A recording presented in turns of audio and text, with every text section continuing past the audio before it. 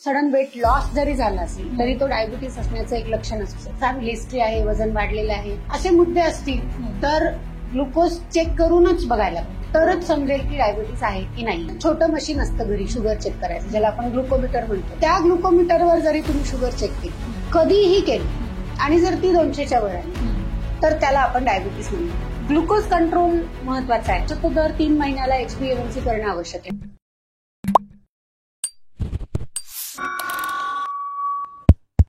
हाय, आणि तुला आठवत असेल, मला वाटतं 1 वर्ष झालं राईट, आपण डायबिटीज इन वुमेन बद्दल भरपूर डिस्कशन ऑनलाईन केलं होतं. सध्या हेल्थ कम्युन गोईंग गुड, बराचसा कॉन्टेंट आम्ही क्रिएट केला ज्यामुळे हेल्थ एज्युकेशन वगैरे देऊ शकतोय. पण आता आपण हेल्थ कम्युन मराठी सुरू करणार आहोत. मराठीमध्ये पॉडकास्ट, मराठीमध्ये रील्स, मराठीमध्ये कॉन्टेंट. कारण आपल्या महाराष्ट्रामधल्या लोकांना कळलं पाहिजे की डिसिजेस काय आहे, त्याचे ट्रीटमेंट काय अवेलेबल आहे यानुसार. ठीक आहे. आणि this is our first Marathi podcast. आणि आपण सर्वात महत्वाचा टॉपिक आज डिस्कस करणार आहोत, डायबिटीज. किती लोकांना डायबिटीज आहे इंडियामध्ये किंवा महाराष्ट्रामध्ये? किती पर्सेंटेज लोकांना डायबिटीज आहे सध्या? फर्स्ट तर हेल्थ कम्युनचं खूप खूप अभिनंदन. आणि मी खूप खुश आहे की आपण पहिला कंटेंट इथे आता आज करतो आहोत हेल्थ कम्युन मराठीचा, आणि तोही अशा टॉपिकवर ज्याच्याबद्दल मी स्वतः खूप पॅशनेट आहे. सो डायबिटीज किती प्रमाणात आहे हा प्रश्न आपल्याकडे देणं एक्झॅक्टली शक्य नाहीये, कारण तो एक रूल ऑफ 50 म्हटला जातो आमच्याकडे. म्हणजे तसं जर तू बघितलंस पब्लिश केलेले कंटेंट, एक साधारणतः 10 ते 15% लोकांना डायबिटीस आहे असं समजलं जातं. आणि त्याच्या अगोदर प्री डायबिटीस नावाची जी कंडिशन असते की ज्यात आपण म्हणतो की 3 वर्षामध्ये आता ह्या प्री डायबिटीसचं डायबिटीसमध्ये कन्व्हर्शन होणार आहे, असे सगळे जर धरले तर साधारणतः 30% पॉप्युलेशन ला आपण म्हणू शकतो की ब्लड शुगर नॉर्मल नसणं. एक्झॅक्टली डायबिटीस म्हणता येईल का तर नाही, पण आमच्या सायंटिफिक टर्म मध्ये आम्ही त्याला डिसग्लायसेमिया म्हणतो. डिसग्लायसेमिया म्हणजे काय की तुमची ब्लड ग्लुकोज इज इन तुमच्या शरीरातली साखर अशा लेव्हलला आहे की जी पुढे जाऊन तुम्हाला त्रास देणार. बरोबर. सो असं जर आपण पॉप्युलेशन बघायचा प्रयत्न केला तर तो खूपच जास्त आहे, आणि त्या सगळ्यांनाच बघणं आवश्यक आहे. आपण डायबिटीस होईपर्यंत किंवा साखर एका ठराविक पातळीच्या वर जाईपर्यंत वाट बघायलाच नको याची. त्यामुळे मी म्हणेन की खूप आहेत असे आपल्या भागामध्ये लोक ज्यांना त्यांच्या साखरेच्या पातळीवरती काम करणं आवश्यक आहे. इनफॅक्ट साखरेची पातळी वाढली नसली तरीही जिथून आपलं वजन वाढायला सुरुवात होते तिथे आपल्या साखरेची पातळी पुढे जाऊन वाढण्याची शक्यता असल्यामुळे तिथूनच आपण काम करायला पाहिजे. म्हणून मी तर म्हणेन की साखर वाढण्याची वाट पाहायला नको. जिथे आपल्याला असं दिसतंय की आपली घरामध्ये फॅमिली हिस्ट्री आहे किंवा आपलं वजन वाढतंय, आपली लाईफस्टाईल स्ट्रेसफुल आहे, तर आपल्याला डायबिटीस आहे की नाही हे बघत राहणं आवश्यक. पुन्हा हे नंबर्स रिलायबल का नाहीयेत किंवा त्यांच्यावर आपल्याला पूर्णपणे विश्वास का ठेवता येणार नाही, तर मेडिसिनमध्ये क्रॉनिक डिझिजेसचा एक 50-50चा रूल असतो. म्हणजे काय की 50% लोकांना माहिती नसतं की त्यांना शुगर आहे, डायबिटीस आहे. माहिती असणाऱ्या 50% लोकांना बरोबर ट्रीटमेंट चालू नसते. बरोबर. आणि ज्यांना ट्रीटमेंट चालू आहे त्यातल्या 50% लोकांची ट्रीटमेंट ते बरोबर घेत नसते. सो असं 50-50चा रूल आहे. बरोबर. त्याच्यामुळे बॉटम लाईन ही आहे की खूप जास्त प्रमाण आहे आणि खूप काही काम करणं आवश्यक. बरोबर. आणि before we go deeper into the topic, जास्त डिटेलमध्ये डिस्कस करण्याच्या आधी कॉंग्रॅच्युलेशन, तुमचं नवं क्लिनिक स्टार्ट झालंय. I was there for the inauguration. आणि इथे जेव्हा डॉक्टर अंजली भटचं क्लिनिक आहे, tell me about yourself. काय एज्युकेशन झालंय, तुम्ही डायबेटॉलॉजी स्पेशलिस्ट वगैरे वगैरे सांगा मला प्लीज. सो माझं MBBS आणि MD Mahatma Gandhi institute of medical sciences Sevagram वरून झालेलं आहे. बरोबर. विच इज जी खूप नावाजलेली इन्स्टिट्यूट आहे भारतामध्ये, भारताच्या मध्यभागी आहे, आणि त्यांचा कन्सेप्टही खूप छान आहे. आपण आज त्याच्याविषयी बोलत नाही आहोत, पण खूप छान इन्स्टिट्यूट. मी खूप खुश आहे की मी तिथून माझं अंडर ग्रॅज्युएशन आणि पोस्ट ग्रॅज्युएशन केलं. मी पण. हो, तू पण आहे ना. आपण तसं पाहायला गेलो तर आपण एकमेकांना मग आता 30 वर्ष ओळखतो. छान. आणि त्यानंतर मी CMC वेल्लोर, जी अगेन खूप नावाजलेली इन्स्टिट्यूट आहे भारतामध्ये, तिथे जाऊन मी डायबिटीसची फेलोशिप केली. तिथे मी साधारण 1.5 वर्ष होते. तिथे मी बऱ्याचशा एंडोक्राईन किंवा हॉर्मोन रिलेटेड केसेसमध्ये पण खूप काम केलं. म्हणजे सीएमसी वेल्लोर आम्ही समजतो मेडिकल सायन्सची पंढरी आहे असं आम्ही समजतो. दिवसाची पर डे ओपीडी तिथे 10,000ची आहे. एंडोक्राईन डिपार्टमेंटमध्ये साधारण 500 पेशंट्स रोज येत होते. सो तिथे मला खूप छान एक्सपोजर मिळालं आणि तिथून मला जे डायबिटीज बद्दल एक पॅशन सुरू झालं. मग ते तेव्हापासून आता मागचे साधारणतः 20 वर्ष 15 वर्ष मी डायबिटीस रिलेटेड गोष्टींमध्ये काम करते. आणि मग जसं जसं मी डायबिटीस आणि हॉर्मोनच्या डिसऑर्डर्स मध्ये काम करायला सुरुवात केली, माझ्या लक्षात आलं की हा फक्त शुगर रिलेटेड प्रॉब्लेम नाहीये, बरंच मेटाबॉलिझम वरती अवलंबून आहे. बरोबर. म्हणून डायबिटीस होण्याच्या आधी पण मी माझ्या क्लिनिकमध्ये मेटाबॉलिक डिसऑर्डर्स वरती काम करायला सुरुवात केली. म्हणून मी माझ्या क्लिनिकचं नाव डायबिटीस अँड मेटाबॉलिक सेंटर असं ठेवलेलं आहे. बरोबर. की डायबिटीस झालेल्यांना आता काय करायला हवंय आणि डायबिटीस नसेल तर होऊ नये म्हणून काय करायला हवंय, या दोन्ही कन्सेप्ट वरती मला काम करायला आवडतं. ओके. मी पुन्हा युके मधून 1-2 वर्षाचे अजून कोर्स केले. एक डिप्लोमा इन एंडोक्राइनॉलॉजी केलेला आहे आणि MSc इन एंडोक्राइन जी रिसर्च बेस्ड डिग्री आहे तेही केलेलं आहे. Okay, wonderful. आणि इतक्या बऱ्याच वर्षांपासून तुम्ही डायबिटीसचे पेशंट्स प्रॅक्टिस करताय, बघताय आणि क्लिनिक आता रिसेंटली स्टार्ट केलंय. हो. पण you are treating patient since many years. बरेच वर्ष झाले डायबिटीसचे पेशंट आपण ट्रीट करतोय, बघतोय सगळं. क्लिनिकचा कॉन्सेप्ट जो आहे, वाय यू वॉन्ट इट, त्यामध्ये का करायचं होतं आणि हा क्लिनिक का महत्वाचा आहे? हो. सो जेव्हा मी हा सेटअप नव्हता माझ्याकडे आणि मी पेशंट कन्सल्टेशन फक्त करत होते, तेव्हापासून ही गोष्ट तर आपल्या सगळ्यांना माहिती असते की डायबिटीसचं नियोजन फक्त औषधांनी होत नाही. बरोबर. आपल्याला तिथे न्यूट्रिशन स्पेशालिस्ट लागते, म्हणजे डायटिशियन लागते, एक्सरसाइज स्पेशालिस्ट लागतो किंवा फिटनेस कोच लागतो. त्यानंतर बरेच डायबिटीसच्या पेशंट्सना स्ट्रेस असतो, काउन्सिलर लागतो. ठीक आहे. कॉम्प्लिकेशन स्क्रीनिंग लागतं, म्हणजे दरवर्षी आपल्याला डोळ्याला डॅमेज झालाय का, पायाला डॅमेज झालाय का, कोलेस्ट्रॉल वाढलाय का, हिमोग्लोबिन कमी झालंय का, अशा पद्धतीचे बरेचसे प्रश्न डायबिटीस असणाऱ्या पेशंट्सना असतात. यात होतं काय की बऱ्याचदा फक्त कन्सल्टेशन डॉक्टरनी केल्यानंतर डॉक्टर सजेस्ट करतात की तुम्ही डायटिशियनकडे जा, तुम्ही एक्सरसाइज स्पेशालिस्टकडे जा. बरोबर. सो तो पेशंट जवळपासच्या एखाद्या डायटिशियनकडे जातो किंवा जिममध्ये फिटनेस ट्रेनरकडे जातो. बरोबर. तर तो डायटिशियन तिच्या जागी बरोबर असते, डॉक्टर त्यांच्या जागी बरोबर असतो, फिटनेस ट्रेनर त्यांच्या जागी बरोबर असतो, परंतु ह्या सगळ्यांमध्ये काही कन्व्हर्सेशन होत नाही. म्हणजे डॉक्टरला हे माहित नसतं की त्या डायटिशियननी कशा पद्धतीचा प्लॅन बनवलाय किंवा डायटिशियनला माहिती नसतं की कुठली औषधं दिलेली आहेत. बरोबर. एक्सरसाइज स्पेशालिस्टला माहित नसतं की डाएट प्लॅन काय आहे किंवा डॉक्टर आणि एक्सरसाइज स्पेशालिस्टचं कधी बोलणं झालं नसल्यामुळे त्या पेशंटची फिटनेस रिक्वायरमेंट काय किंवा फिटनेसच्या दृष्टीने त्याची गरज काय आहे हे लक्षात येत नाही. सो माझा कायम माझं असं कन्सेप्ट होता की एकाच ठिकाणी डॉक्टर, डायटिशियन, एक्सरसाइज स्पेशालिस्ट आणि कॉम्प्लिकेशन स्क्रीनिंग व्हायला पाहिजे. म्हणजे आता तू बघशील तर मी माझ्या केबिन मधून उठते, पेशंटला घेऊन डायटिशियनकडे जाते, बरोबर, तिला एक्सप्लेन करते की असं असं हा पेशंट आहे, मागचे कित्येक महिने मी औषध देते पण शुगर कमी होत नाहीये, किंवा आता शुगर खूप छान कंट्रोल झाली आहे, आम्हाला औषधं कमी करायची आहेत, तर तू डाएटमध्ये काय बदल करू शकते. किंवा मी एक्सरसाइज स्पेशालिस्टकडे जाते, त्याला सांगते की हे खूप दिवस झाले व्यवस्थित एक्सरसाइज करतायत, रोज 5 किलोमीटर वॉक करतायत, पण आता कुठेतरी नी जॉईंट दुखायला लागलाय किंवा शोल्डर दुखायला लागलाय, तर काय असे व्यायाम ऍड करता येतील की ज्याच्यामुळे हा प्रॉब्लेम होणार नाही आणि त्यांचा रेग्युलर वॉक चालू राहील. बरोबर. पुन्हा डायटिशियन आणि एक्सरसाइज स्पेशालिस्ट एकमेकांशी बोलतात की एक्सरसाइज स्पेशालिस्ट सांगतो की ह्या पेशंटला मी 7 वाजता जिमचं ट्रेनिंग दिलेलं आहे, त्याच्यामुळे 8 वाजता त्याला प्रोटीन घेणं आवश्यक आहे, किंवा एखादं औषध एखाद्या ठिकाणी लो ब्लड शुगर कॉज करण्याची शक्यता आहे, तर तिथे एक कार्बोहायड्रेट किंवा पिष्टमय पदार्थांचं मील देणं आवश्यक आहे. सो हे जे कन्व्हर्सेशन आहे ना, तो माझा मेन फोर्टे आहे असं मी म्हणेन की डॉक्टर, डायटिशियन आणि एक्सरसाइज स्पेशालिस्ट यांच्यामध्ये बोलणं झालं पाहिजे. ते तिघं जण वेगवेगळ्या डायरेक्शनला तोंड करून उभे नको. करेक्ट. आणि डायबिटीज मॅनेज करण्यासाठी फक्त मेडिकेशन्स आर नॉट इनफ. अगदीच. त्यामध्ये डाईट जितका रोल प्ले करतो तेवढाच एक्सरसाइज पण रोल प्ले करतो आणि तिघही इंटरलिंक्ड आहेत. आणि आपण आय एग्री की डॉक्टर्स जे कन्व्हेन्शनली प्रॅक्टिस करतात ते लोक म्हणतात की डायटिशियनकडे भेटा, एक्सरसाइजकडे, पण ते एकमेकांसोबत कम्युनिकेट नाही करत. फॅक्ट. काही काही लार्जर सेंटर असतात तिथे पॉसिबल होतं, पण आपल्या गावी म्हणा किंवा इथे जसं आमच्या गावी कदाचित डायबिटॉलॉजिस्ट नसतील तर तिथे तर फारच कठीण होतं. तर सध्या ही जे क्लिनिक आपलं कोथरूड मध्ये रिसेंटली आपण स्टार्ट केलेलं आहे. ठीक आहे.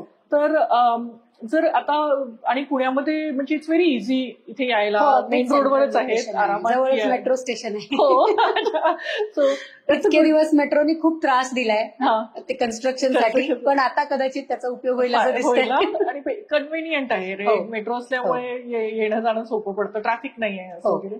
तर कुठल्या प्रकारचे पेशंट्स तुम्ही बघता जे नवे डायग्नोज होऊन राहिले आहेत डायबिटीसला, ज्यांना माहित नाहीये की कदाचित डायबिटीस आहे, त्यांनी तुमच्याकडे यायचं आहे की ज्यांचं ऑलरेडी कुठनं ट्रीटमेंट घेत आहे, कदाचित नॉट डायबिटॉलॉजिस्ट, त्यांच्या गावी नसतील डायबिटॉलॉजिस्ट वगैरे, जनरल फिजिशियन, जनरल प्रॅक्टिशनर्स असतील, त्यांच्याकडनं घेत आहे. तर कुठल्या टाईपचे पेशंट्स तुम्ही सध्या ट्रीट करून राहिले इथे? सो जसं मी तुला म्हटलं की डायबिटीस होण्याची वाट बघण्याची गरज नाहीये आपल्याला या क्लिनिकचा फायदा घेण्यासाठी किंवा या पद्धतीच्या ट्रीटमेंटचा फायदा घेण्यासाठी. ओके, एक तर जर आपल्याला डायबिटीस असेल तो व्यवस्थित कंट्रोल नसेल किंवा आपल्याला डायबिटीस आहे आणि त्याच्या औषधांमुळे आपल्याला काही त्रास होतोय किंवा आपल्याला डायबिटीस आहे पण जी औषधं चालू आहेत आपली ती योग्य नाहीयेत असं वाटतंय किंवा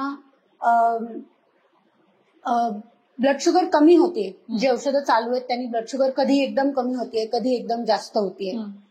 हा झाला एक ग्रुप आहे पेशंट्सचा की डायबिटीस आहे, माहिती आहे, ट्रीटमेंट चालू आहे, पण काहीतरी कमतरता आहे. असे बरेच पेशंट माझ्याकडे येतात सेकंड ओपिनियनसाठी की ह्यातली काय इम्प्रुव्हमेंट आपल्याला करता येईल यामध्ये. दुसरं ग्रुप ऑफ पेशंट्स माझ्याकडे येतात की ज्यांना फॅमिलीमध्ये डायबिटीसची हिस्ट्री आहे, ब्लड शुगर कधी मध्ये एखादी थोडीशी जास्त येते परंतु प्रॉपर डायबिटीस झालेला नाहीये. अशा लोकांना डायबिटीस होऊ नये म्हणून आपल्याला काय काम करता येईल असा एक ग्रुप ऑफ पेशंट्स माझ्याकडे येतात. बरोबर. तिसरं म्हणजे ज्याला आपण एक मेटाबॉलिक डिसऑर्डर म्हणतो की मेटाबॉलिक डिसऑर्डर जिथे आपलं वजन वाढायला सुरुवात होते तिथून त्यांचा स्पेक्ट्रम सुरू होतो ऍक्च्युअली. म्हणजे मग त्यातली एक त्यातलं कॉम्प्लिकेशन डायबिटीस आहे म्हणजे साखर वाढणे. दुसरं कॉम्प्लिकेशन आहे पीसीओडी सारखे आजार आहेत, मुलींमध्ये पाळीचे आजार आहेत, ते तिथे मेटाबॉलिक डिसऑर्डर्स एक दिसून येतात की ह्या ग्रुपच्या लोकांमध्ये. तिसरं वजन वाढल्यामुळे होणारे बाकी कॉम्प्लिकेशन ज्याला आपण ओबेसिटी म्हणतो की त्यामुळे होणारे बाकी कॉम्प्लिकेशन्स म्हणजे थकवा येणं, दम लागणं, जॉईंट्स दुखणं, ज्याला आम्ही म्हणतो की मस्क्युलोस्केलेटल. मेटाबॉलिक कॉम्प्लिकेशन्स असतात, मस्क्युलोस्केलेटल कॉम्प्लिकेशन्स असतात किंवा कोलेस्ट्रॉल मध्ये असलेल्या अबनॉर्मॅलिटीज. आणि जरी फॅमिली हिस्ट्री नसेल तरी सुद्धा आपलं वजन वाढलं असेल तर डायबिटीस होण्याची शक्यता असते. सो डायबिटीस आहे की नाही हा महत्वाचा विषय नाहीच आहे. म्हणजे डायबिटीस असेल तर तो मॅनेज केला पाहिजे आणि नसेल तर तो होऊ न देण्यासाठी काय करता येईल तेही बघितलं पाहिजे. सो हे सगळेच ग्रुप ऑफ पेशंट्स माझ्याकडे आलेले मला आनंदाने चालणार आहेत. म्हणजे त्याच्यासाठी बेसिकली हा कन्सेप्ट आहे की दे आर ऑल वेलकम, की तिथे आपल्याला इथे असेल तर तो व्यवस्थित कसं मॅनेज करायचं. कारण डायबिटीस हा काही 8 दिवसाचा कोर्स करून बरा होणारा आजार नाही. बरोबर तुम्हाला. आणि आता माझ्याकडे इतके लोक येतात ज्यांना डायबिटीस 30व्या 40व्या वर्षी होतोय. सो त्याच्या पुढे आणि त्यांची लाईफ एक्सपेक्टन्सी 70 वर्ष 80 वर्ष आहे. त्याच्यामुळे हा असा एक आजार आहे जो आपल्याला 30-40 वर्ष मॅनेज करायचा. बरोबर. त्यामुळे तो 30-40 वर्ष जर मॅनेज करायचा असेल तर एक प्रॉपर त्याचं प्लॅनिंग पाहिजे, त्याची सुरुवात झाली पाहिजे. प्रत्येक व्हिजिटला वेगवेगळ्या गोष्टी आपल्याला कव्हर करता येतात. आणि आता वेस्टर्न मध्ये खूप छान कन्सेप्ट आहे की आम्ही डायबिटीस ट्रीट करत नाही. It is self management of diabetes. आपण फक्त सपोर्ट करतो. म्हणजे पेशंटला स्वतः करणं आवश्यक आहे कारण तो लाईफस्टाईल रिलेटेड डिसऑर्डर तो फॉर लाईफ आहे. त्यामुळे तो फॉर लाईफ कसा मॅनेज करता येईल ते आपल्याला बघायचंय. मग त्याची सुरुवात तिथून होते जिथून तुमचं वजन वाढायला आणि मग त्याचं पुढे जाऊन डायबिटीस होईल की पीसीओडी होईल की तुमचे मस्क्युलोस्केलेटल प्रॉब्लेम्स होतील की हार्ट डिझीज होईल की कोलेस्ट्रॉल अबनॉर्मॅलिटीज होतील. त्या सगळ्याच आपल्याला त्या मेटाबॉलिक स्पेक्ट्रम मध्ये कव्हर करायचं. करेक्ट. तर ज्यांचं जे वजन वाढलेलं असेल, ठीक आहे, की हॅबिट्समुळे, लाईफस्टाईलमुळे किंवा जॉब असा आहे की तुमचं वजन वाढतंय असं वगैरे, त्यांना स्क्रीनिंग करणं जरुरी आहे, त्यांना पाहणं जरुरी आहे की काही मेटाबॉलिक प्रॉब्लेम्स आहेत की नाहीत म्हणून. आता कुणी स्क्रीन करायला पाहिजे या प्रश्नाकडे जर आपण आलो तर एक जसं आता तू बोललीस की ज्यांचं वजन वाढलेलं आहे, ठीक आहे, आता किती वजन वाढलं ते येऊयात आपण त्या प्रश्नाकडे की वजन वाढलं म्हणजे काय नक्की. ठीक आहे. सो 2 प्रकार आहेत यात. काही जण खूप लहानपणापासून त्यांचं वजन थोडं जास्तच असतं. आपण त्यांना म्हणतो गुटगुटीतच जन्माला आलेत आणि लहानपणापासूनच थोडं जास्त साईडला वजन आहे. अशा लोकांचं कधी कधी कुठल्या फेजेस मध्ये आयुष्याच्या सडनली वजन वाढतं. म्हणजे स्पेशली मी हे बघते की एक टप्पा आयुष्याचा असतो 12वी, जिथे लोकांचं सडनली वजन वाढतं. कारण खूप स्ट्रेस अभ्यासाचा रिलेटेड स्ट्रेस असतो, फिजिकल ऍक्टिव्हिटी कमी होते, त्या वयामध्ये फार आपण बाहेर जाऊन खेळतो लहान मुलांसारखं वगैरे असं होत नाही, आणि प्रोफेशनल करिअर चालू असतं. सो तिथे एक टप्पा असतो जिथे लोकांचं सडनली वजन वाढतं. अशा केसेसमध्ये जर फॅमिली हिस्ट्री असेल डायबिटीसची तर त्या पण स्टेजला स्क्रीनिंग होणं आवश्यक आहे. Okay, that is the first stage जिथे आपल्याला स्क्रीनिंग होणं आवश्यक आहे. बरोबर. स्पेशली आपल्या देशामध्ये खूपच यंग एज मध्ये आता डायबिटीस दिसतो आहे लोकांमध्ये. त्यामुळे त्या फेजमध्ये जर आपलं सडनली वजन वाढलं असेल तर तिथे एक काळजी घेणं आवश्यक आहे. दुसरं एक मी बघितला एक टप्पा की जिथे लग्न होतं आणि लग्नानंतरचे काही 4-5 वर्ष आहेत, मानवलं लग्न म्हणतो आपण. हो, लग्न मानवलं म्हणतो. त्या 4-5 वर्षांमध्ये प्रायोरिटी बदलते, नवीन गोष्टी आपल्या आयुष्यात सामावून घेण्याची गरज पडते, आपलं लाईफस्टाईल बदलतं, थोडं बाहेर जाणं वाढतं, खाणं पिणं वाढतं.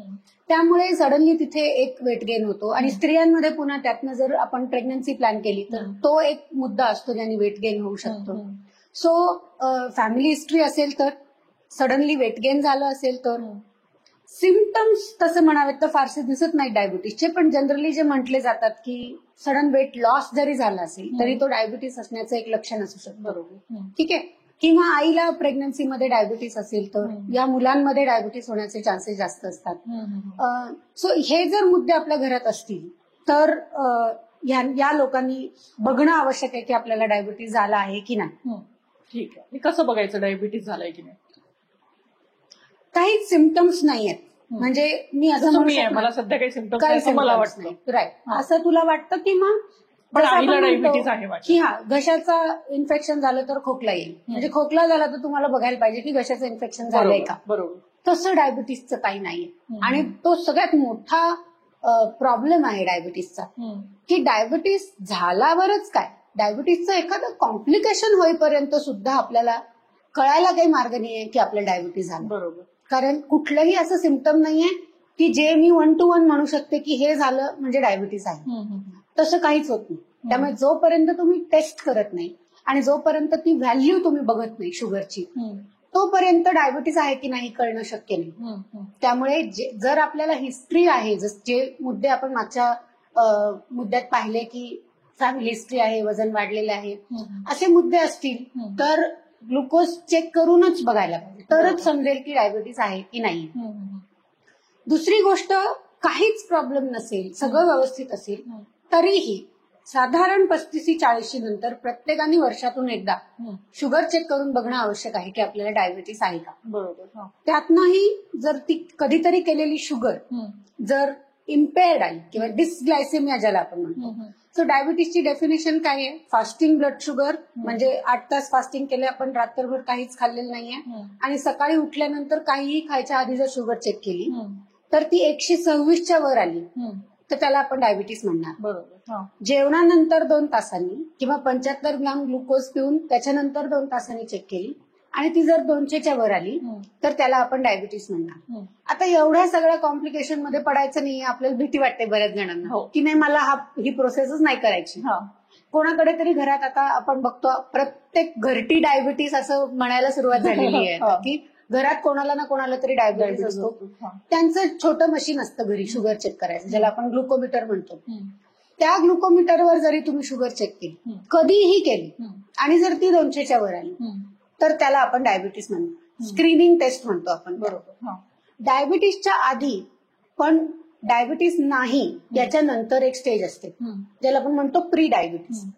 यामध्ये फास्टिंग ब्लड शुगर 100 ते 126, जेवणानंतरची ब्लड शुगर 140 ते 200, की मग कधीही म्हणजे रॅन्डमली केलेली शुगर 140 ते 200च्या मध्ये असेल तर हे एकतर कन्फर्म करायला पाहिजे फास्टिंग पीपी करून, किंवा अजून एक कन्फर्मेटरी छान टेस्ट असते ज्याला आपण HbA1c म्हणतो. म्हणजे काय की मागच्या 3 महिन्यांमध्ये सरासरी तुमच्या शरीरामध्ये किती साखरेची पातळी असेल याचा अंदाज देण्यासाठी केलेली ही टेस्ट असते, ज्याला आपण कन्फर्मेटरी टेस्ट म्हणतो. ती 6.5च्या वर असेल तर तुम्हाला कन्फर्म डायबिटीस आहे. बरोबर. प्री डायबिटीस असेल आणि जर तुम्ही तुमच्या लाईफस्टाईलमध्ये काहीच बदल केले नाहीत तर पुढच्या 3-1 वर्षात तुम्हाला डायबिटीस होतो. म्हणजे डायबिटीस आहे किंवा आता होणार आहे थोड्याच दिवसात, किंवा जरी नॉर्मल ब्लड शुगर आहे तरीही आपण पुढे येऊन होऊ नये म्हणून काय करू शकतो, हे मुद्दे आहेत. बरोबर. आणि म्हणजे कुणाकडे कुठेही घरी गेलो, कुणा रिलेटिव्ह कडे गेलो, फ्रेंड्स कडे गेलो, त्यांच्याकडे ग्लुकोमीटर दिसला आणि रॅन्डमली सुद्धा बघितलं आणि 200 पेक्षा जास्त असेल तर डायबिटीस असण्याचे चान्सेस, डायबिटीस आहे, डायबिटीस आहे, ओके, चान्सेस नाही, चान्सेस नाही. भीती वाटतं मोस्टली डायबिटीस किंवा कुठल्याही डिसिजेसची, कुठल्याही, म्हणजे इव्हन मला सुद्धा बीइंग अ डॉक्टर कुठलं इन्व्हेस्टिगेशन करायचं असेल तर असं वाटतं न केलेलं बरं, कारण डायग्नोसिस झालं की आयुष्य गेलोय असं काही, डायबिटीज असं. बरं, ती भीती किती बरोबर आहे? हे अजिबातच बरोबर नाहीये. ठीक आहे, एक तर पहिली गोष्ट म्हणजे त्या गोष्टीची भीती वाटून ती गोष्ट टाळून ना ती गोष्ट योग्य होणार आहे ना भीती कमी होणार. बरोबर. ठीक आहे, त्याच्यामुळे भीती वाटणं आणि ती टेस्ट न करणं अजिबातच योग्य नाहीये. ठीक आहे, सो भीती वाटून टेस्ट न केल्याने आपण फक्त गोष्टी पुढे ढकलतोय. आणि जसं मी म्हटलं की डायबिटीसचा सगळ्यात मोठा मुद्दा हा आहे की त्याचे काही सिम्पटम्स येत नाहीत तोपर्यंत, जोपर्यंत तुम्हाला एक इरिव्हर्सिबल कॉम्प्लिकेशन होत नाही, म्हणजे किडनीज डॅमेज झाली, मग तुम्ही डायबिटीस कंट्रोल करूनही काही उपयोग नाही. एकदा शरीराचा अवयव डायबिटीसच्या परिणामामुळे खराब झाला की तो बरा होत नाही. त्यामुळे त्या स्टेजला न पोहोचणं इथेच आपलं सगळं काम आहे. त्यामुळे भीती, टेस्ट करण्याची भीती वाटून घेऊन फायदा होणार नाही. त्यामुळे ती भीती मनातून काढायलाच पाहिजे. दुसरा मुद्दा तू म्हटलीस की डायबिटीस झाला म्हणजे आपलं आयुष्य गेलं, ही भीती जी आहे ना ही अगदीच खोटी आहे. डायबिटीस झाला म्हणजे आपलं आयुष्य गेलं असं नाहीच आहे म्हणून. ओके, डायबिटीस लग्नाला गेलं जेवण नाही करता येणार, पार्टीला गेलो काही खाता येणार नाही असं वगैरे असं नाहीच आहे. असं नाहीच आहे. म्हणजे आपण लग्नाला गेलो म्हणजे डायबिटीस असेल तर आपल्याला जेवण करता येणार नाही असं नाहीच आहे. म्हणजे जेवणाचे जे काही थोडेसे नियम आहेत जे डायबिटीस असणार नसणाऱ्या सगळ्यांनी पाळणं आवश्यक. म्हणजे ते तुम्हाला डायबिटीस होण्याची गरज नाहीये ते नियम पाळण्यासाठी. आणि डायबिटीस झाला म्हणजे तुम्ही नियम न पाळता जगूच शकत नाही असंही काही नाही. आणि तुम्ही ते डायग्नोसिस न करून त्या भ्रमात राहणं याचा तर काहीच म्हणजे पुढे जाऊन उपयोग नाहीये, कारण ते कॉम्प्लिकेशन वाढतील, होणारच आहे. आणि आज ना उद्या तुम्हाला आहे त्याच्यापेक्षा मोठ्या राक्षसाला तोंड द्यायला लागेल. बरोबर. त्यामुळे ते तिथपर्यंत वाट बघण्याने तुमचं पुढचं आयुष्य सोपं होणार आहे का? तर अजिबात नाही. आणि डायबिटीस झाला म्हणून आयुष्य खडतर होणार आहे का? तर असंही काही नाहीये. थोडेसे नियम पाळायचे, फॉलोअप व्यवस्थित करायचंय. इनफॅक्ट मी तुला सांगेन की ज्यांना माहिती आहे की डायबिटीस आहे ते लोक आपलं आयुष्य काही डायबिटीस नसणाऱ्या लोकांपेक्षा जास्त छान मॅनेज करतात.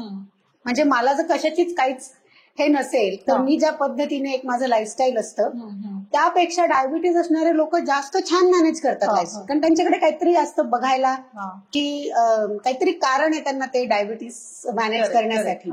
त्यामुळे ते जास्त छान मॅनेज करतात. कारण लाईफस्टाईल चांगली असणं, ठीक आहे, थोडं बहुत एक्सरसाइज करा, कॅलरीज मॅनेज करा, ऍक्टिव्ह लाईफस्टाईल ठेवा, हे सगळं आपल्याला जरुरी आहे. खरं, पण तू कधी सुरू करायचं? डायबिटीस चांगलं निमित्त आहे, डायबिटीस साठी सुरू करा. मी असं म्हणेन की ते डायबिटीस म्हणून तुम्ही जर निमित्त म्हणून जर त्याच्याकडे बघितलं आजार म्हणून बघण्यापेक्षा, तर ओव्हरऑलच ते आयुष्य आपलं जास्त सुधारतं.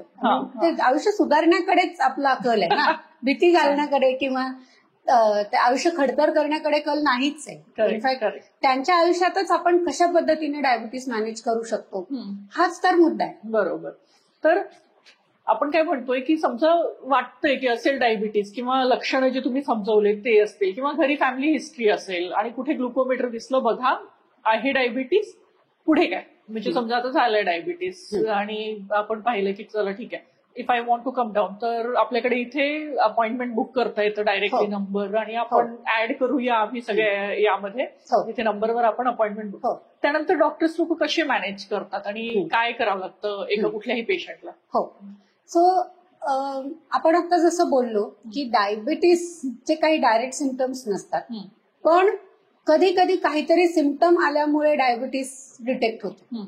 ओके, सो ह्या दोन लोकांना आपल्याला थोडंसं वेगवेगळ्या पद्धतीने मॅनेज करायला लागतं. जर एखादा सिम्पटम येऊन पेशंट कडे डायग्नोसिस झालं असेल डायबिटीसचं, तर मग ते सिम्पटम ओरिएंटेड ट्रीटमेंट आपल्याला आधी करायला लागतं. म्हणजे फॉर एक्झाम्पल खूप कॉमनली युरिनचे इन्फेक्शन्स कॉमन असतात डायबिटीसमध्ये, किंवा पायाचे इन्फेक्शन्स कॉमन असतात, किंवा डोळ्याचा प्रॉब्लेम कॉमन असतो.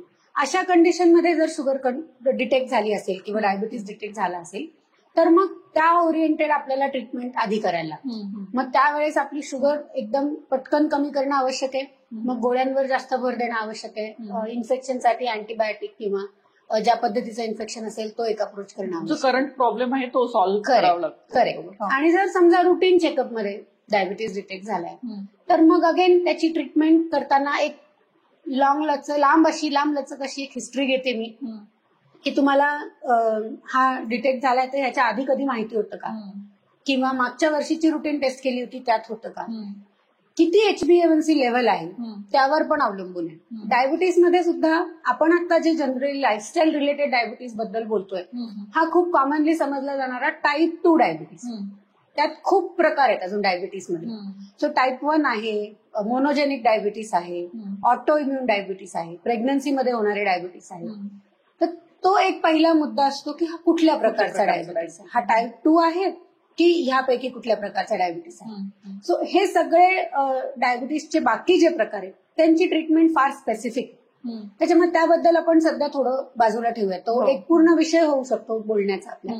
पण टाईप 2 डायबिटीस जे आपण बघतोय सगळ्यात पहिला मुद्दा असतो काही त्रास आहे का सध्या, त्याची ट्रीटमेंट करा.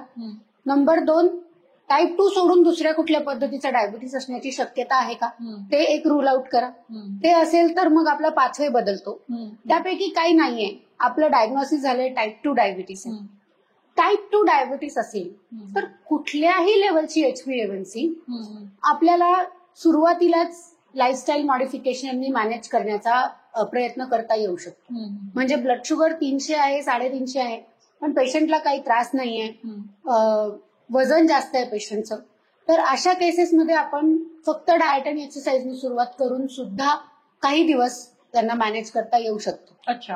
किंवा बऱ्याचदा असं होतं की पेशंट म्हणतो की नाही शक्य आहे मला अशा पद्धतीचं लाईफस्टाईल चेंज. कारण किती नाही म्हटलं तरी लाईफस्टाईल जेव्हा गडबडली आहे तर त्याच्या पाठीमागे काहीतरी कारण. बरोबर. म्हणजे आपल्या भोवती असलेली गोष्ट आहेत, प्रोफेशन आहे, घरचा स्ट्रेस आहे, मुलं असतात, त्या सगळ्यांचं बघायचं असतं. त्यामुळे लाईफस्टाईल मॅनेज नाही होऊ शकत जितक्या स्ट्रॉंगली व्हायला पाहिजे डायबिटीसच्या मॅनेजमेंटसाठी. मग औषधं आणि लाईफस्टाईल हे कंबाईन आपण चालू करू शकतो. थोडीशी औषधं आणि जास्त लाईफस्टाईल किंवा स्ट्रॉंग औषधं आणि जमेल तशी लाईफस्टाईल, आणि मग ह्यांचं कॉम्बिनेशन करत करत जशी त्या व्यक्तीची जर्नी पुढे जाईल बरोबर तसं पुढे जाऊन लाईफस्टाईल जमतीये तर मग औषध कमी करू शकतो, किंवा लाईफस्टाईल जमत नाहीये तात्पुरतं औषधं वाढवू शकतो. सो पूर्वी जो एक कन्सेप्ट होता की डायबिटीसची औषधं चालू झाली म्हणजे ती चालूच राहणार किंवा वाढतच जाणार, तसं नाहीये. चालू झालेली औषधं वाढू शकतात, कमी होऊ शकतात, थांबू शकतात, परत चालू होण्याची गरज वाटू शकते. सो हे सगळं चालत राहतं. त्याच्यामुळे तो लाईफस्टाईल चालत राहतं, तसं हे चालत राहतं. त्याच्यामुळे ते जसं पुढे मग पेशंट रिस्पॉन्स करेल किंवा प्रयत्न करेल स्वतःची लाईफस्टाईल बदलण्यासाठी, त्याप्रमाणे औषधं आणि लाईफस्टाईलचे चेंजेस आपल्याला पुढे मागे करता येत राहू शकतात. बरोबर. तर एखादा पेशंट आता डायग्नोज झालाय, आपण डिस्कस केलं, त्यानंतर मग फर्स्ट कन्सल्टेशन, सेकंड कन्सल्टेशन, किती फ्रिक्वेंटली डॉक्टरकडे व्हिजिट करणं जरुरी राहतं कुठल्याही पेशंट विथ डायबिटीज? हो. सो आपण जे ग्रुप ऑफ पेशंट्स बघितले की आपल्याला जर एखादा त्रास घेऊन आपण आलोय तर मग त्यांची फ्रिक्वेन्सी वेगळी असते. म्हणजे मग इन्फेक्शन झालं असेल तर आठवड्याभरातच एखाद्या पेशंटला परत बघावं लागू शकतं. पण जर काहीच त्रास नसेल तर इथे मी जेव्हा प्रॅक्टिस करते तेव्हा मला पेशंटची चॉईस खूप महत्वाची वाटते. म्हणजे असं नाहीये की मी ठरवते की पेशंटनी काय करायचं. सल्ला देणं हे माझं महत्वाचं काम असतं. पण बरेच पेशंट असे असतात की जे खूप मोटिवेशननी येतात की आम्हाला लाईफस्टाईल फॉलो करायचीच आहे आता, आणि ते मोटिवेशन माझ्यासाठी खूप महत्वाचं असतं. कारण ते मोटिवेशन वापरून त्या पेशंटच्या आयुष्यामध्ये खूप मोठे मोठे बदल घडवता येतात. बरोबर. सो असे काही पेशंट असतात जे खूप छान मोटिवेशन घेऊन येतात. सो अशा पेशंट्सना आम्ही आठवड्याला सुद्धा फॉलोअप करतो. म्हणजे आता माझ्याकडे एक खूप छान यंग मुलगी आहे, साधारणतः 30 मध्ये असेल. तिला आईसलँडमध्ये खूप छान जॉब ऑफर मिळाली आहे जिथे तिला पुढच्या 6 महिन्यांमध्ये शिफ्ट व्हायचं. बरोबर. आणि अनफॉर्च्युनेटली तिला आता डायबिटीज डिटेक्ट झाला. सो ती माझ्याकडे येते, दर आठवड्याला येते. कारण माझी इच्छा आहे की एकतर पहिलं डायबिटीज तिचा कंट्रोल झाला पाहिजे, दुसरं, हे 4 महिने माझ्याकडे आहेत जेव्हा मी तिला शिकवू शकते की लाईफस्टाईल मध्ये काय बदल करणं आवश्यक. सो तर लाईफस्टाईल मध्ये बदल करायचे म्हणजे आपण पाहिलं की डाएट करायचं आहे, एक्सरसाइज करायची आणि गरज असेल तसे मेडिकेशन घ्यायचे. सो औषधांमध्ये आपण खूप फ्रिक्वेंटली बदल करत नाही, म्हणजे महिना 1.5 महिन्याचा फॉलोअप किंवा अगदी 3 महिन्यांचा फॉलोअप सुद्धा पुरतो औषधांमध्ये बदल करण्यासाठी. इन्सुलिन चालू असेल तर थोडी वेगळी गोष्ट असते, पण टॅबलेट चालू असतील तर 1-2-3 महिन्यातून एखादा फॉलोअप पुरतो. पण लाईफस्टाईल रिलेटेड चेंजेस जे असतात तसं ती येते दर आठवड्याला. त्या आठवड्यामध्ये आपण आता आहाराबद्दल फार खूप डिटेल बोलत नाहीये आपण, पण तरी एक काय करतो आपण त्याचा अंदाज येण्यासाठी म्हणून जनरली आपण जे खातोय ते कॅलरीमध्ये काउंट करतो. म्हणजे ते पूर्ण दिवसाचं अन्न आपल्याला किती ऊर्जा देते आणि त्या कॅलरीज कुठून येतात त्याला आपण म्हणतो मॅक्रोन्यूट्रिएंट. आणि हे जे 3 आपल्याला खूप कॉमनली माहिती असतात, कार्बोहायड्रेट, प्रोटीन आणि फॅट, म्हणजे पिष्टमय पदार्थ, प्रथिन आणि स्निग्ध पदार्थ. ठीक आहे, मराठी शिकली मी आज. ठीक आहे. सो साधारणतः आपल्या उंचीप्रमाणे आणि आपल्या डे टू डे सवयींप्रमाणे, म्हणजे कोणी एकदमच सिडेंटरी आहे, दिवसभर नुसतेच बसून आहेत, तर त्यांच्या कॅलरी रिक्वायरमेंट वेगळे असतील. खूप उंच माणसाच्या कॅलरी रिक्वायरमेंट वेगळे असतील. खूप फिजिकली ऍक्टिव्ह एखादा ऍथलीट आहे त्याच्या कॅलरी रिक्वायरमेंट्स वेगळे असतील. सो ज्या काही आपल्या कॅलरी रिक्वायरमेंट असतात त्यातलं साधारणतः 50% कॅलरीज या कार्बोहायड्रेट किंवा पिष्टमय पदार्थांकडून आल्या पाहिजेत. बरोबर. 25% प्रथिन किंवा प्रोटीन कडून आल्या पाहिजेत आणि 25% फॅट किंवा स्निग्ध पदार्थांकडून आल्या पाहिजेत. आता तू म्हणशील हे तर जार्गन टाईप वाटतंय, हे नक्की काय, मी खायचं काय, हा प्रश्न असतो. सो कार्बोहायड्रेट देणारे बरेच पदार्थ असतात, अगदी गव्हापासून, तांदळापासून, मिलेट्स ज्याला आजकाल आपण म्हणतो, ज्वारी, नाचणी, हे सगळे कार्बोहायड्रेट आहेत. ओके. प्रोटीनचे बरेचसे प्रकार आहेत, व्हेजिटेबल प्रोटीन असतं, नॉन व्हेजिटेरियन प्रोटीन असतं किंवा प्रोटीन सप्लिमेंट्स असतं. ठीक आहे. तसेच फॅटचे वेगवेगळे प्रकार आहेत. प्रत्येकाच्या आयुष्यात लहानपणापासून एक सवयी असतात खाण्यापिण्याची. सो त्या खाण्यापिण्याच्या सवयींमध्येच आपल्याला त्यांचं हे गुंतवून द्यावं लागतं. म्हणजे वरण भात भाजी पोळी खाणाऱ्या व्यक्तीला उद्यापासून जर मी म्हटलं की आता तू म्युस्ली खायला सुरुवात कर किंवा रशियन सॅलड खायला सुरुवात कर, तर नाही खाऊ शकणार कदाचित. त्यामुळे त्याच डाएटमध्ये मी कार्बोहायड्रेट, प्रोटीन आणि फॅटचं प्रपोर्शन कसं बसवून देऊ शकते, त्याचे एक आठवड्याचे प्लॅन्स आम्ही बनवतो की ह्या आठवड्यात हा प्लॅन करून बघ, मग काय शुगर येते ते बघू. तर फक्त डिक्टेशन नाहीये की मी सांगितलं आणि तिने केलं किंवा डायटिशियननी सांगितलं आणि तिने केलं.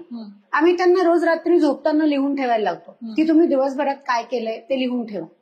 आणि त्या व्यक्तीला समजलं पाहिजे की आपण पोळी खातोय म्हणजे आपण कार्बोहायड्रेट खातोय, आपण तेल घेतोय म्हणजे आपण फॅट घेतोय. तर मग आपल्या प्लेटमध्ये किती कार्बोहायड्रेट आहेत, किती प्रोटीन आहेत, किती फॅट आहेत, हे त्यांना समजणं आवश्यक. त्यासाठी हा आठवड्याचा फॉलोअप आवश्यक असतो की त्या 4 महिन्यांमध्ये ती जायच्या आधी ती जर शिकली की प्रोटीन कुठून येतात, कार्बोहायड्रेट कुठून येतात, फॅट कुठून येतं, त्याचा आपल्या डाएटमध्ये कसा प्रपोर्शन बसवायचा असतो.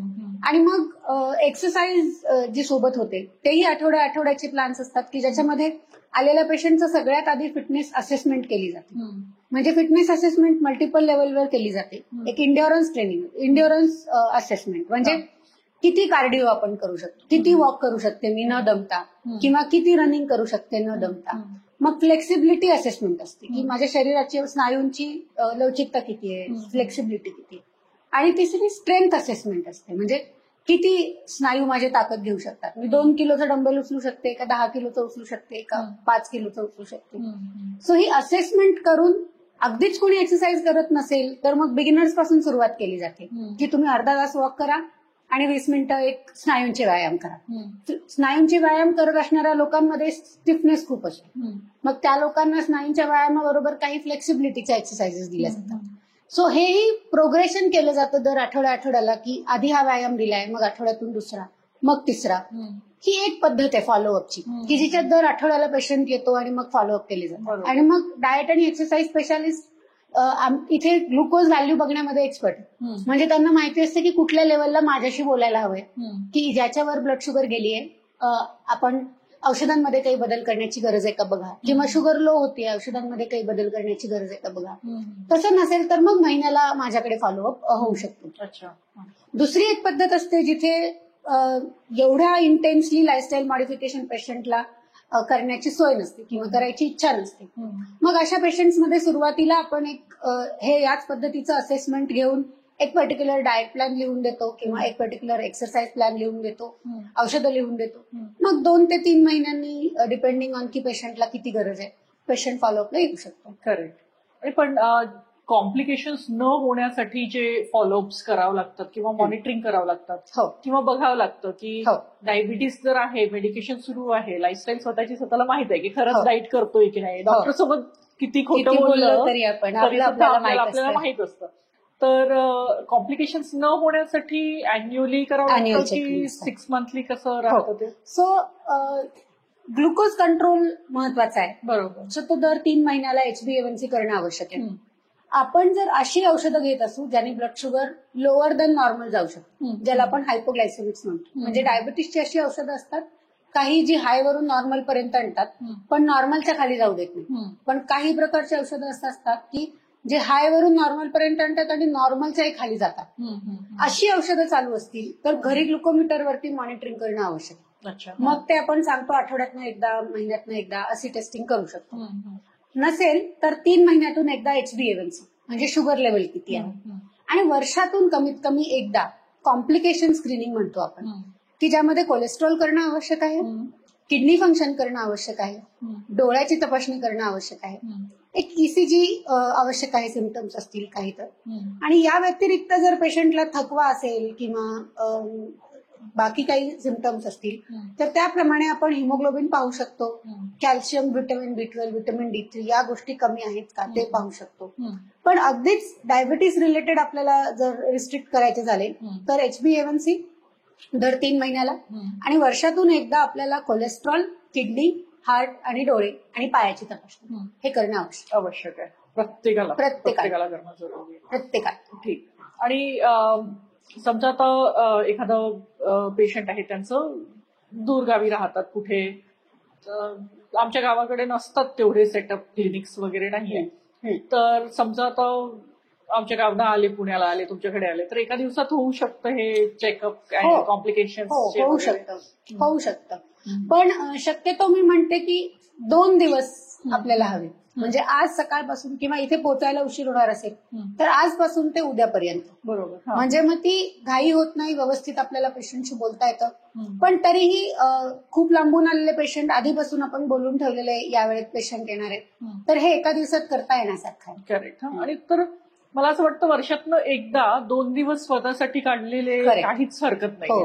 ठीक आहे. आणि आता खरं रस्ते इतके छान झालेत महाराष्ट्रात आपल्या की 3 महिन्यातून एकदा ही जी व्हिजिट असते ती यायला काहीच हरकत नाही. म्हणजे आता आपल्याकडे डायबिटीसचे डॉक्टर नाही आहेत म्हणून तो आजार पुढे नेण्यापेक्षा 3 महिन्यातून एक दिवस तो फॉलोअप करणं किंवा वर्षातून एकदा तरी ऍटलिस्ट फॉलोअप करणं खूपच आवश्यक आहे. आणि एक गोष्ट मी बघते, मला माहित नाही इथे पुण्याचे पेशंट्स, तुमचे पुण्याचे पेशंट्स कसे आहेत, पण आमच्या गावी तिकडे डॉक्टर सोबत बोलायला भीती वाटतं. बरेचसे लोक घाबरतात. इव्हन जसं मी माझ्या फॅमिलीमध्ये बघते, अगं हे विचार डॉक्टरला, नाही कसं विचारणार, डॉक्टरला घाबरण्याची पद्धत आहे आमच्याकडे तिकडे. आणि त्यामध्ये आपण मुळात विसरतो की काय, पण डॉक्टर सोबत मैत्री असणं जरुरी राहतं रे. पण आमच्या तिकडचे डॉक्टर अजूनही डरावणेच आहेत, घाबरवतात आणि त्यांची भीती वाटते. तर पण डायबिटीस मध्ये ते बरोबर नाहीये, राईट? कारण तुम्हाला बोलणं जरुरी आहे, कम्फर्ट जरुरी आहे.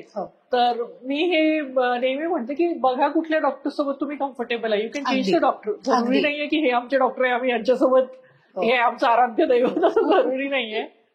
आणि जिथे कम्फर्टेबल असतं तिथे जाणं, बोलणं जरुरी आहे ना.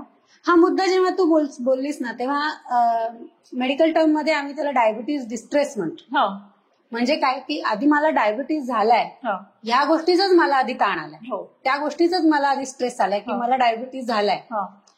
वरून डायबिटीजची जी ट्रीटमेंट करायची त्या ट्रीटमेंटचा एक स्ट्रेस येतो वेगळा. म्हणजे आजाराचा स्ट्रेस आहे किंवा स्ट्रेसमुळे तो आजार झालाय असे आपण म्हणू शकतो, पण त्याची ट्रीटमेंट करायची आहे ह्याच गोष्टीचा स्ट्रेस येतो. म्हणजे आता मला काय सांगतील, काय औषध चालू करतील, मग इंजेक्शन देतील का, मग आता उद्यापासून मला जेवायलाच बंद करतील का, किंवा हा जो एक स्ट्रेस येतो ना याला आमच्या भाषेमध्ये डायबिटीज डिस्ट्रेस म्हणतात. म्हणजे काय की आजार तर आहेच आहे, आजाराचा जो स्ट्रेस आहे तो आहेच, हा. वरून ट्रीटमेंटचा अजून एक स्ट्रेस तयार हा, होतो. हा. तो न होणं आय थिंक आम्हा डॉक्टरांची जबाबदारी आहे हा. की पेशंटला ट्रीटमेंटचा डिस्ट्रेस होता कामा नये. बरोबर. म्हणजे आजारात ऑलरेडी ते स्ट्रेस्ड आहेत, तो ऍक्च्युअली कमी व्हायला पाहिजे आमच्याकडे हो येऊन, ना. हा. आणि अजून ट्रीटमेंटचा वरून स्ट्रेस होता कामा नये. हा. तिथे डॉक्टरकडे जाताना स्ट्रेस वाढलं हो. होतं, नाही पण होतं. हो. आणि एक हो, होतं. सामान्य व्यक्तीला टेन्शन, म्हणजे मला Tension. होतं, हो. प्रत्येकाला होत असेल. हो, हो, हो. डॉक्टरकडे होतं. जाण्याला कुणाला तसं अगदी कम्फर्टेबल वाटत अगदी होतं. म्हणजे जितक्या गोष्टी माझ्या लेवलवरती मॅनेज होतात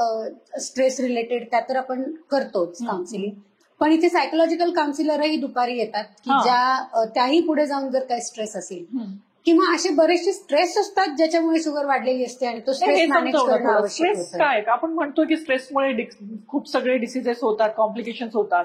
आपण हे पण म्हणतो की आजकाल ऑक्सिडेटिव्ह स्ट्रेस आहे, ग्रीन टी पिल्याने स्ट्रेस कमी होणार आहे, सगळंच काही सुरू राहतं. पण स्ट्रेस नेमकं काय आहे stress? Okay, so medical term मध्ये बोलायचं झालं तर स्ट्रेस म्हणजे एक अशी गोष्ट आहे की जी तुमच्या डे टू डे लाईफमध्ये घडत नाही किंवा घडायला नाही पाहिजे. आयडियली स्ट्रेस म्हणजे काय की जी गोष्ट तुमच्या डे टू डे शरीराच्या फंक्शनिंगला ज्याची सवय नाही, आणि जेव्हा हे होतं तेव्हा अगदी सांगायचं झालं तर स्ट्रेस हॉर्मोन तयार होतं. म्हणजे स्टेरॉइड असेल, ग्रोथ हॉर्मोन असेल, तर हे जे स्ट्रेस हॉर्मोन तयार होतात ते शरीरामध्ये वेगवेगळे असे बदल घडवून आणतात की ज्यांनी एक कन्झर्वेटिव्ह प्रोटेक्टिव्ह मेकॅनिझम तयार होतो. आता ही मेडिकल टर्मिनॉलॉजी झाली स्ट्रेसची. मग यामध्ये सायकोलॉजिकल स्ट्रेस असू शकेल की एखादी घटना घडली आपल्या बाजूला, किंवा फिजिकल स्ट्रेस असू शकेल, आजारी पडलो आपण, इन्फेक्शन झालं एखादं, किंवा एखादी सर्जरी झाली, ऍक्सिडेंट झाला, हे फिजिकल स्ट्रेस असेल. ओके, पण स्ट्रेस म्हणजे काय आहे जर तुम्हाला विचारशील तर मी म्हणेन की स्ट्रेस ही रिॲक्शन आहे. ओके, आपल्या भोवती घडणाऱ्या गोष्टींना आपण दिलेली रिॲक्शन म्हणजे स्ट्रेस असतो. असं कोणी आहे का की ज्याच्या भोवती काहीच घटना घडत नाही?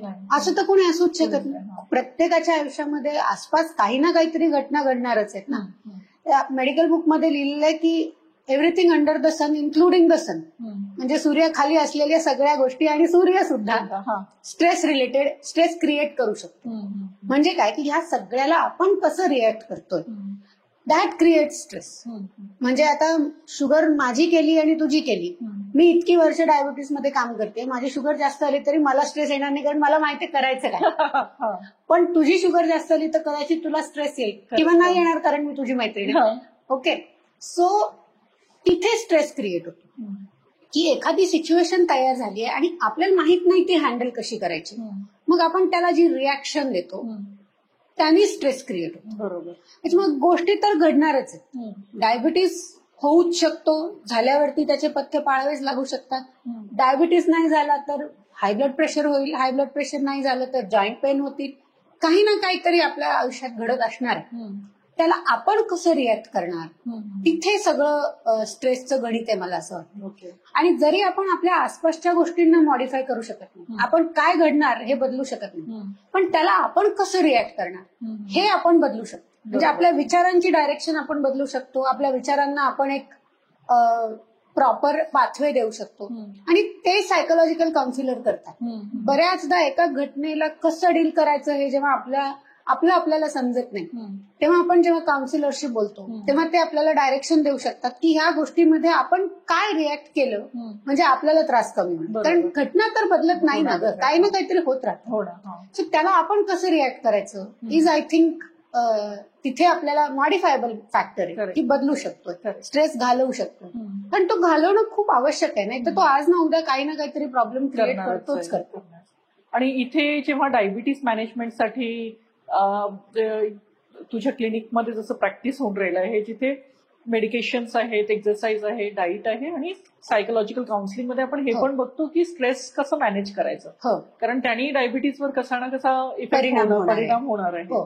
तर हे काउन्सिलर इथेच आहे तुझ्या क्लिनिकमध्ये? इथे आहे. ओके, तर हे सगळं वन स्टॉप सोल्युशन टाईपचं आपल्याला इथेच सगळं प्रॉब्लेम सॉल्व्ह. तर मला एक सांग, बरेचदा मी आजकाल इंटरनेटवर वगैरे बघते आणि ऍड्स बघते खूप सगळ्या की बरेचसे सेंटर्स किंवा हे क्लेम करतात की डायबिटीस रिव्हर्स होऊ शकतो. ठीक आहे, आणि फार फेमस होतं ते. डायबिटीस रिव्हर्स करणं पॉसिबल आहे काय एक प्रकारे? ओके, सो हे बघ, डायबिटीस आपण मागच्या काही मुद्द्यांमध्ये बघितलं की डायबिटीस हा एक आजार तर आहेच आहे, पण ऍक्च्युली तो शुगर वाढल्यानंतर सुरू होत नाही, तो खूप आधीच सुरू होतो. म्हणजे जिथे आपलं वजन वाढायला सुरुवात होते किंवा बऱ्याचदा फॅमिली हिस्ट्री असेल तर आपण ती टेंडन्सी घेऊन जन्माला येतो आणि मग नंतर पुढे जाऊन कधीतरी जेव्हा एक लाईफस्टाईल रिलेटेड त्याला अजून सेकंड हिट आपण म्हणतो किंवा फटका म्हणतो किंवा एखादी स्ट्रेसफुल इव्हेंटच्या आयुष्यातला फटका बसतो, तेव्हा आपली शुगर वाढते. बरोबर. आणि मग आपण डायग्नोज करतो की डायबिटीज झालाय आणि मग आपण काय म्हणतो की आता औषधं न घेता आपण याला कंट्रोल करू, आणि ज्याला कॉमनली रिव्हर्सल म्हटलं जातं की कुठलीही औषधं न वापरता मी डायबिटीस कंट्रोल केला म्हणजे मी डायबिटीस रिव्हर्स केला, असा एक जनरली अर्थ घेतला जातो. आणि मग सेंटर्सच काय आहे, खूप कुठेही आजकाल कुणी 2 महिन्यांचा डाएट करून शुगर नॉर्मल आणते किंवा एक्सरसाइज करून शुगर नॉर्मल आणते. हे सगळं चुकीचं आहे का? तर नाही.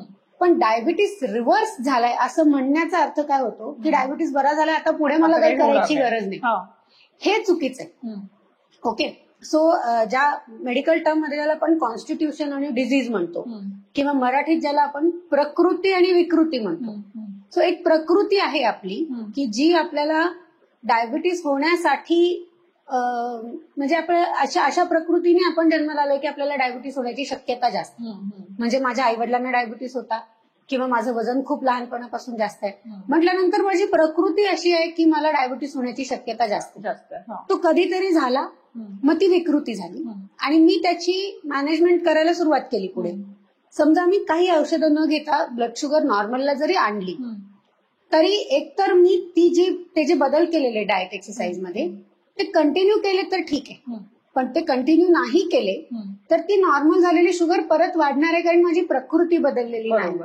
त्यामुळे रिव्हर्स झालेला डायबिटीस परत येऊ शकतो. आता ह्याला तुम्ही रिव्हर्सल म्हणणार का? नाही, कारण रिव्हर्सल हा शब्द वापरला की एक काय मेसेज जातो की आता माझा डायबिटीस क्युअर झालेला आहे आणि मला आता काही करायची गरज नाही. हा खूप मोठा गैरसमज सगळ्यांमध्ये झालेला आहे आणि तो काय करतो, पेशंटला एक फॉल्स सेन्स ऑफ सिक्युरिटी देतोय की चुकीचा एक समज की आता मला काही करायची गरज नाही. त्यामुळे एक तर तुम्ही औषधांनी घेतलं काय किंवा डाएट एक्सरसाइजनी केला काय. डायबिटीस बरा झालाय म्हणजे तो परत होऊ शकत नाही असं नाहीये. आणि जे डाएट आणि एक्सरसाइज ज्यांनी आपण शुगर कमी केलीये ती कायमस्वरूपी करत राहणं आवश्यक. बरोबर. ती 3 महिने केली, डायबिटीस रिव्हर्स केला आणि सोडून दिलं असं होणार नाही. त्यामुळे आपल्याला तो डायबिटीस परत कधीही होऊ शकतो. तो रिव्हर्स, ज्याला आपण रिव्हर्स म्हणणं चुकीचं आहे, तर त्याला कंट्रोल वगैरे आपण म्हणू शकतो. पण रिव्हर्स झाला जरी असेल तरी ते लाईफस्टाईल पुढे कंटिन्यू करणं आवश्यक आहे किंवा एजिंग दुसरा फॅक्टर असतो की जसं जसं आपलं वय वाढतं ती रिव्हर्सिबिलिटी कमी कमी होत जाते. त्यामुळे लाईफस्टाईल मेंटेन केल्यानंतरही लेट्स से आपण डायबिटीस सुरुवातीला नुकताच समजला आहे, तो आपण डाएट आणि एक्सरसाइजनी कंट्रोल केला किंवा शुगर नॉर्मल केली, एक 4 वर्ष 5 वर्ष 10 वर्ष तुमच्या प्रयत्नांवरती अवलंबून आपण तो तेवढ्याच लेवलला मॅनेज केला फक्त डाएट एक्सरसाइजनी, तरीही पुढे जाऊन 10 वर्षांनी औषधांची गरज पडू शकते, 15 वर्षांनी औषधांची गरज पडू शकते. सो रिव्हर्सल हा शब्द वापरण्याऐवजी फॉलोअप हा शब्द वापरणं आवश्यक. म्हणजे तुम्ही औषधं घ्या किंवा तुम्ही डाएट एक्सरसाइज फॉलो करा, तुमचा फॉलोअप होत राहणं आवश्यक आहे. जो कंट्रोल आपण केलाय तो कंट्रोल राहिलाय की तो परत आलाय हे बघत राहणं आवश्यक. बरोबर. त्यामुळे औषध डायबिटीस झालाय म्हणजे औषधं चालूच करायला पाहिजे का? नाही. आपण डाएट एक्सरसाइजनी तो कंट्रोल करू शकतो. पण कुठेही हा मेसेज नकोय की मी 3 महिने डाएट एक्सरसाइज केली आणि माझा डायबिटीस रिव्हर्स झाला आणि आता मला परत डायबिटीस बद्दल काहीच करण्याची गरज नाही. हा मेसेज नकोय. करेक्ट. मला ना एक फार पर्सनली स्वतःची एक अॅनॉलॉजी फार आवडतं की हेल्थ जे असतं, इन्व्हेस्टिगेशन्स म्हणा किंवा इंटरव्हेन्शन्स जे आपण करतो, for me it is like bank balance check केल्यासारखं. कारण प्रत्येक महिन्याला आपल्याला करावंच लागतं की किती खर्च झाले आणि किती उरलाय. असं नाहीये की मी खर्च बंद केला ते तसच्या तसं राहणार आहे सगळं. Still have to check the bank balance. बरोबर. आणि इन्व्हेस्टिगेशन्स करणं म्हणजे असं नाहीये की मी म्हटलं की मी जर ऑनलाईन जाऊन युजर नेम पासवर्ड ऍड करून ओटीपी ऍड नाही केला तर माझं बँक बॅलन्स काय आहे मला कळणार नाही.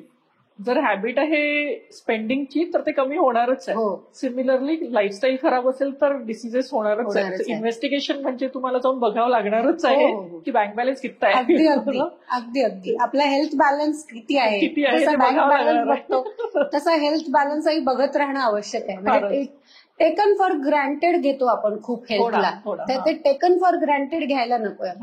आय विश की नॅशनल लेवलला जसं टॅक्स आपल्याला मार्च मध्ये Compulsory आठवण असतो येतं तसा. तसं कदाचित असं झालं की बघून घ्या काय डीप केलाय, किती एक्सपेन्सेस झाले, त्याचा जर आपल्याला हिशोब जर मॅन्डेटरी झाला बिलकुल. तर बरंच चांगलं होईल. बिलकुल. मी शेवटचे 2 प्रश्न विचारते. एक तर सिच्युएशन की आमच्या गावी अगेन मावशी ताई वगैरे असे लोक ज्यांना डायबिटीज आहे, मेडिकेशन सुरू आहे, त्यांना काही दिवसात कळून येतं की डायबिटीज आपल्याला आहे, मेडिकेशन घ्यायचे.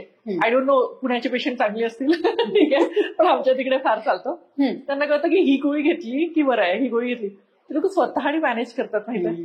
ते लोक घेतात की ही आज दुपारी जायचंय मला, तिथे एक फंक्शन आहे, ही गोळी 1.5 घेऊन घे. ते स्वतः करतात तसे. आणि त्यांना असं वाटतं की it is okay to do it, कारण डॉक्टर्स पण तर करतच आहेत. ठीक आहे, डू यू नो करतात असे पेशंट? हो, अगदीच करतात. जसं तू म्हटलीस सुरुवातीला की एक तर भीती असते डॉक्टरांकडे जाण्याची, आणि दुसरं म्हणजे कंटाळा असतो, तिसरं म्हणजे एवढ्याशा गोष्टींसाठी कशाला डॉक्टरांकडे जायला पाहिजे. पण डायबिटीसची औषधं हा खूप कॉम्प्लिकेटेड इश्यू आहे ग. म्हणजे डायबिटीसच्या बऱ्याचशा औषधांचा खूप स्ट्रॉंग परिणाम होऊ शकतो, आणि स्पेशली ब्लड शुगर जर हाय असेल तर गावाकडे खूप स्ट्रॉंग औषधं देण्याकडे कल असतो, कारण ती शुगर लवकर नॉर्मल झालेली हवी असते. पण अशा वेळेस ती गोळी जर थोडीशी जास्त घेतली गेली तर ब्लड शुगर खूप सडनली कमी होण्याची शक्यता असते, आणि इन दॅट केस लाईफला धोका असू शकतो. म्हणजे इट इज व्हेरी रिस्की. त्यामुळे औषधांमध्ये बदल स्वतः अजिबातच नाही करायला पाहिजे. म्हणजे ती एक गोष्ट आहे जी मी अगदी छाती ठोकपणे सांगू शकते की औषधांमध्ये बदल करायचे असतील तर डॉक्टरांशी बोलूनच केले पाहिजे.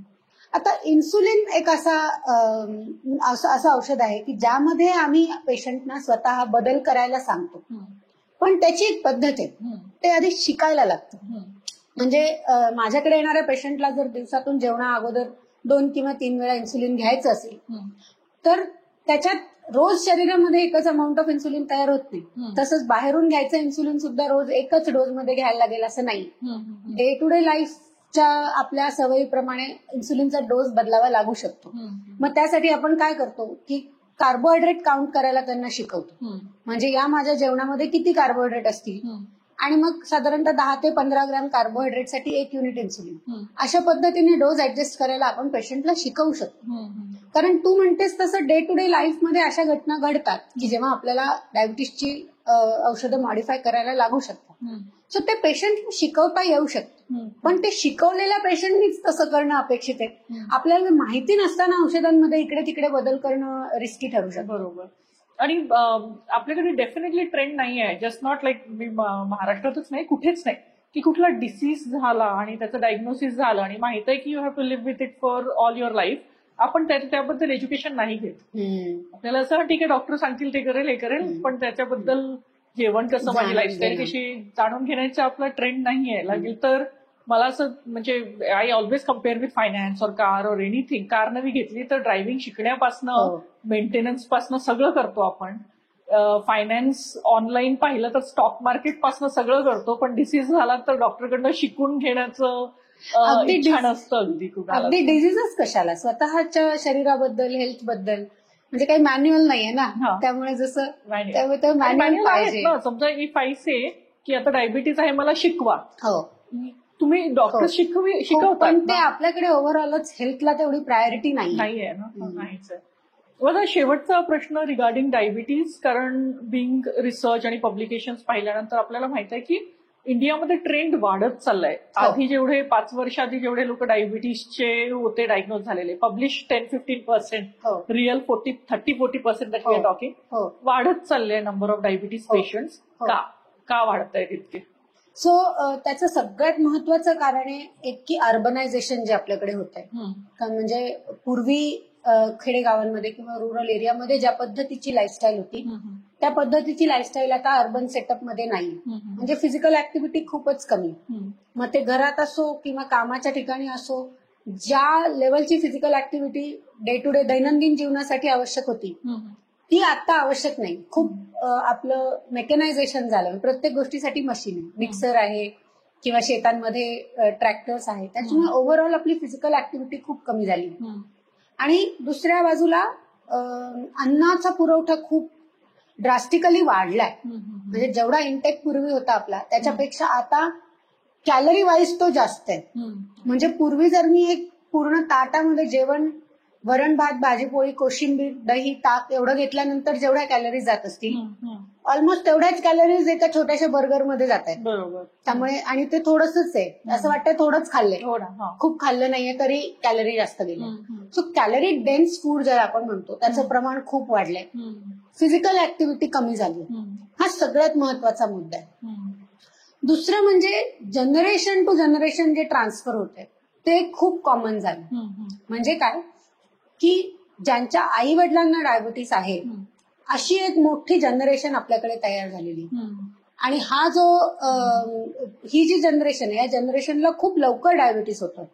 म्हणजे आई वडिलांना जर 60व्या वर्षी डायबिटीस असेल तर त्याच्या पुढच्या जनरेशनला 50व्या वर्षीच येतोय आणि असं करत करत एक 30 वर्षापर्यंत त्याचं प्रमाण झालेलं. बरोबर. त्यामुळे आज माझ्याकडे 60 वर्षाचे आई वडील आहेत ज्यांना डायबिटीस आहे, त्यांच्या 30 वर्षाच्या मुलाला डायबिटीस आहे, त्यांच्या 28 वर्षाच्या सुनेला डायबिटीस आहे, आणि मग पुढच्या जनरेशनला अगदी 20-25व्या वर्षी पण डायबिटीस येतो. बरोबर. त्यामुळे ते अॅक्युम्युलेशन खूप झालंय. कारण जेनेटिकली आपण जे म्हणतोय की ते ट्रान्सजनरेशनल झालेलं ट्रान्समिशन जे आहे डायबिटीसचं. त्यामुळे आता आपण म्हणजे आमच्या कॉन्फरन्सेसमध्ये म्हणतात की we are sitting on a bomb, diabetes bomb, की तो खूप मोठी जनता आहे आपल्याकडे की ज्यांना डायबिटीससाठी आता केअरची गरज पडणार. बरोबर.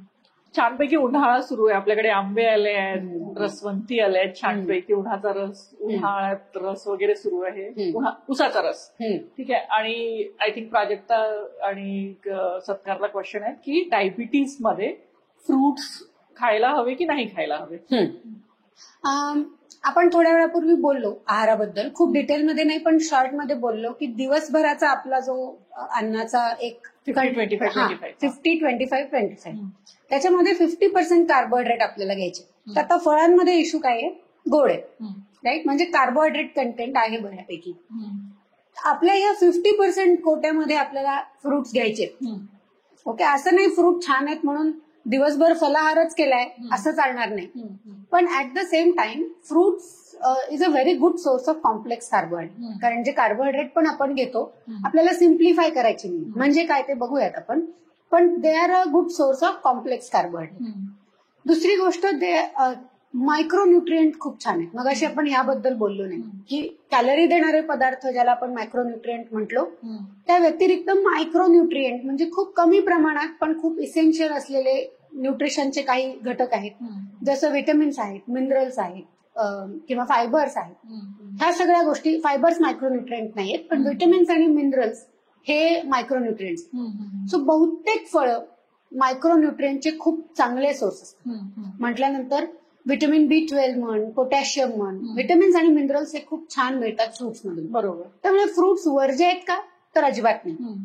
ज्या 50% कार्बोहायड्रेट मध्ये आपली रिक्वायरमेंट आहे त्यात बसणारी तेवढ्या क्वांटिटी मधली फळं आपल्याला घ्यायचीच आहेत. त्यातनं सीझनल फळं घेतली तर अजून छान, फक्त त्याची क्वांटिटी आपल्याला त्या प्रमाणामध्ये रिस्ट्रिक्ट करायची. तर ते आपल्याला डायटिशियनशी बोलून ठरवता येतील की किती प्रमाणामध्ये फळं घेतोय. दुसरा प्रश्न तू इतका छान विचारलास की उसाचा रस पिऊ शकतो. ओके, सो पहिल्या प्रश्नाचं उत्तर दिलं मी की फळं खाऊ शकतो का, हो, त्याचं प्रमाण पाहिजे आणि सीझनल फळं पाहिजेत आपल्याला. म्हणजे बाहेरून इंजेक्शन दिलेली, साखर घातलेली, ऑफकोर्स मग त्याचा नॅचरल हे सगळं बदलतो. सो ते अवॉइड करणं अपेक्षित आहेच. दुसरा जो प्रश्न येतो की उसाचा रस किंवा फळांचा रस किंवा ज्यूस, जितकं नॅचरली अवेलेबल असलेला पदार्थ आपण प्रोसेस करत जाऊ तितकं त्याचा हेल्थ बेनिफिट कमी होत जातो. म्हणजे उसाचा रस म्हणजे काय आहे की उसाला आपण बेसिकली मशीनमध्ये क्रश केलं, त्यातले सगळे फायबर काढून टाकले आणि आपण त्याला कॉन्सन्ट्रेट केलं, म्हणजे शुगर कॉन्सन्ट्रेट झाली. एक ऊस खाल्ल्यानंतर जेवढी शुगर मला मिळेल, दाताने चावून जर मी खाल्ला तर त्याच्या कित्येक तरी पटीने जास्त शुगर मला एक ग्लास उसाच्या रसात मिळते. बरोबर. डायबिटीस आहे म्हणजे काय आहे मला बेसिकली की माझ्या शरीराचं कार्बोहायड्रेट हँडल करायचं मेकॅनिझम गडबडलं. सो ते गडबडलेल्या असलेल्या मेकॅनिझम ह्याच्यावरती सिस्टीमवरती मी एक ग्लासभर साखरेचा बर्डन घालते, मग तिथे गडबड होणार. ओके, डायबिटीस नसेल तर वन्स इन अ वाईल उसाचा रस प्यायला काहीच हरकत नाही.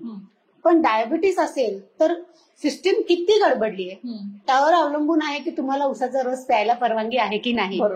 पण ओव्हरऑलच मी हे सांगेन की ओरिजिनल जे पदार्थ आहेत त्याची कुठलीही प्रोसेस न करता, जसं आपण म्हटलो की उसापासून उसाचा रस केला म्हणजे फायबर फेकून दिले, रसापासून पुढे मी गुळ तयार केला म्हणजे वॉटर कंटेंटही काढून टाकलं. बरोबर. पुन्हा त्याच्यामध्ये मी अजून सिम्प्लिफिकेशन केलं आणि केमिकल्स घालून व्हाईट शुगर तयार केलं. सो उसापासूनच तयार झालेली साखर, उसाची कॅरेक्टर एकदम वेगळी आणि साखरेचं कॅरेक्टर एकदम वेगळं. बरोबर. तसंच फळाचं कॅरेक्टर एकदम वेगळं आहे आणि फळाच्या रसाचं कॅरेक्टर एकदम वेगळं. सो ओरिजिनल फॉर्म मध्ये जेव्हा तो पदार्थ आहे तेव्हा त्याच्यात वॉटर कंटेंट आहे, त्याच्यात फायबर कंटेंट आहे आणि त्याच्यात मायक्रोन्युट्रिएंट आहे. जेव्हा आपण प्रोसेस करतो तेव्हा त्याचं साखर कंटेंट कॉन्सन्ट्रेट होतो, त्याच्यामुळे थोड्याशा क्वांटिटीमध्ये खूप प्रमाणात साखर जाते. फायबर कंटेंट जो आपल्यासाठी खूप आवश्यक आहे तो टाकून दिला जातो. आणि तिसरं म्हणजे त्या ओरिजिनल फॉर्म मध्ये जे मायक्रोन्युट्रिएंटची बायो अवेलेबिलिटी आपण म्हणतो, म्हणजे फायबर सकट जेव्हा मी ते मायक्रोन्युट्रिएंट खाते तेव्हा माझं शरीर त्याला जास्त चांगल्या पद्धतीने ऍब्झॉर्ब करतो.